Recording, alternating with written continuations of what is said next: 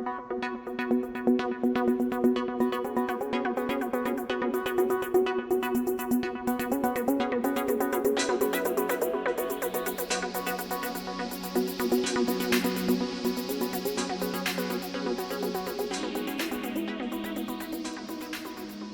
chào các bạn đã quay trở lại với kênh YouTube Ông Kính Đọc Truyện TV. Sau đây tôi xin đọc tiếp truyện Ngạo Thế Đan Thần tập 66 với tựa đề Long Vũ. Xin mời các bạn chú ý lắng nghe. Trầm Thiên Hộ thở phào nhẹ nhõm. Nếu như Trầm Tường ở cái tuổi này liền bước vào phàm võ cảnh tầng 9, vậy những lão giả gia hỏa bọn hắn chỉ thế này thì có thể tìm một khối đậu hũ đâm chết đi. Bất quá Trầm Tường có thể đi vào phàm võ cảnh tầng 8, vẫn để cho bọn họ kinh ngạc không thôi. Bọn hắn đều biết thực lực Trầm Tường không thể dùng lẽ thường đi đối đãi. Thời điểm Trầm Tường là phàm võ cảnh tầng 5 liền có thể đánh bại phàm võ cảnh tầng 7. Trầm Nhất Hàn nghĩ đến điểm này, mấy cường giả Trầm gia này đều không rét mà run. Bọn người Trầm Thiên Hổ rời đi, bọn họ muốn xuất lĩnh 300 tinh anh kia ẩn núp ở ngoài sân Dược gia ngày mai, mà Trầm Tường cũng điều chỉnh tốt trạng thái chuẩn bị ứng đối các loại tình huống ở ngày mai. Sáng sớm, khí trời thoáng đãng, Vương Thành náo nhiệt như thường ngày, chỉ là rất nhiều người nhận được tin tức nói lần Vương Thành võ đạo hội này cuối cùng còn có một cửa, là tỷ thí cùng một đệ tử đến từ môn phái võ đạo. Chỉ có thắng được đệ tử kia mới có thể thắng đến thắng lợi cuối cùng.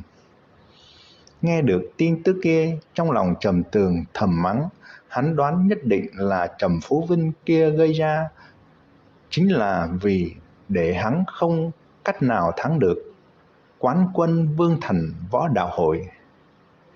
Yên tâm, không thể nào là nội môn đệ tử mới không có thời gian dỗi đến đây. Ta nghĩ hẳn là ngoại môn đệ tử thực lực khá mạnh, có thể là phàm võ cảnh tầng 8. Tô Mỹ Giao nói, đối với sự tình trong môn phái, nàng cùng Bạch U U đều phi thường rõ ràng. Như vậy cũng tốt, đừng làm cho ta quá thất vọng là được.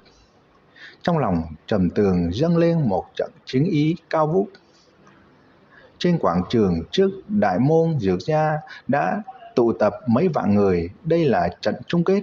Hơn nữa còn là hai tên đệ tử tuổi trẻ tỷ thí, hai người đều là thiếu niên cường giả, danh chấn một phương. Trong đám người, Trầm Thiên Hộ, Trầm Nhất Hàn, Trầm Hạo Hải đã ẩn giấu ở trong đó. Mỗi người bọn họ đều dẫn theo 50 tên con cháu tinh anh Trầm gia. Chỉ cần có một gió thổi cỏ lay gì, bọn họ sẽ lập tức động thủ. Trầm Tường đi lên luận võ đài, trong đám người nhất thời phát sinh rối loạn từng bừng. Hắn còn dám đến, nghe nói Dược gia có thể sẽ bắt hắn sau khi chấm dứt trận chung kết. Mọi người kinh ngạc nói, có người nói sự tình Dược gia thiên tài cùng Dược gia trưởng lão mất tích có quan hệ với hắn. Hình như chính là hắn giết chết, Dược gia sẽ dùng chuyện này lấy cớ để đối phó hắn. Một người trung niên nói, tuổi còn trẻ đã có dũng cảm như vậy. 2 ngày trước hắn còn ở trước mặt Dược gia trưởng lão giết chết Dược Thông, có thực lực chính là được, có cần sợ người khác uy hiếp hay sao? Một tên thiếu niên ước ao nói, đó là đương nhiên, thế giới này vốn chính là thực lực vi tôn, chỉ cần có thực lực thì là có tất cả. Nghe nhiều người phía dưới nghị luận, Trầm Tường biết Dược gia đã thả ra tin tức muốn chuẩn bị khai chiến cùng Trầm gia.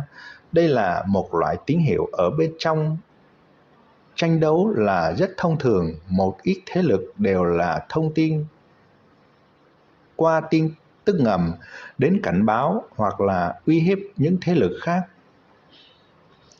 Cách luận võ đài không xa, có một tòa tháp.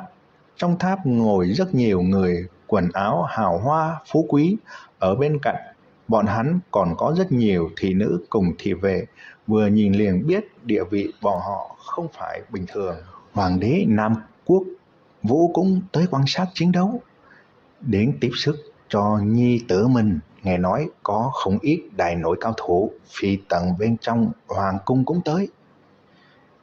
Nhãn lực của Trầm Tường là lợi hại đến mức nào, hắn có thể thấy rõ. Người ở bên trong tòa tháp kia có thể thấy một trung niên mặc long bào, vẻ mặt uy nghiêm, khí vũ bất phàm, đó chính là hoàng đế. Hoàng quyền chỉ ngự trị ở trên đầu bách tính bình dân, nhưng đối với những gia tộc thực lực cường đại kia mà nói, căn bản không đáng giá nhắc tới. Ở trong mắt những gia tộc kia, hoàng đế chỉ là quản lý một quốc gia. Để quốc gia đó có trật tự phát triển, sẽ không rơi vào hỗn loạn, để những gia tộc kia có thể từ bên trong bình dân an ổn thu hoạch lợi ích. Thái tử tới, hắn là từ tòa tháp xa xa kia bay đến. Trên người hắn mặc một bộ trang phục màu đỏ hoa lệ, thi triển khinh công phiêu dật, đáp xuống trên đài tỷ thí, khiến cho rất nhiều nữ tử phát sinh từng trận rít gào. Trầm Tường âm thầm xem thường, thầm nghĩ, liền để ngươi uy phong một thoáng, chờ một chút, ta nhất định đánh cho lão tử hoàng đế kia cũng không nhận ra ngươi. Tống Nam Minh dùng một loại ánh mắt khinh miệt nhìn Trầm Tường, nhàn nhạt nói, nếu như ngươi không muốn chịu một ít nỗi khổ da thịt, ngươi bây giờ vẫn còn kịp. Tống Nam Minh đương nhiên biết thực lực Trầm Tường không tầm thường, nhưng hắn rất có tự tin có thể thắng lợi. Trầm Tường nhìn khuôn mặt tràn đầy kiêu ngạo cùng âm hiểm kia của Tống Nam Minh, trong lòng suy đoán Tống Nam Minh này nhất định còn có thủ đoạn ti tiện khác. Lúc này hắn càng cẩn thận hơn, bằng không sẽ bị ám toán. Yên tâm đi, da ta dày lắm, chỉ sợ thời điểm ngươi đánh ta sẽ đau tay ngươi.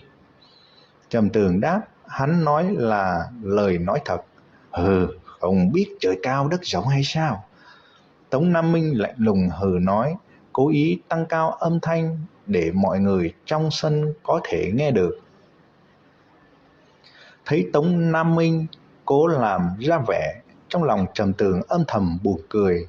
Nếu như không có thực lực nhất định, trang bức làm sao cũng vô dụng.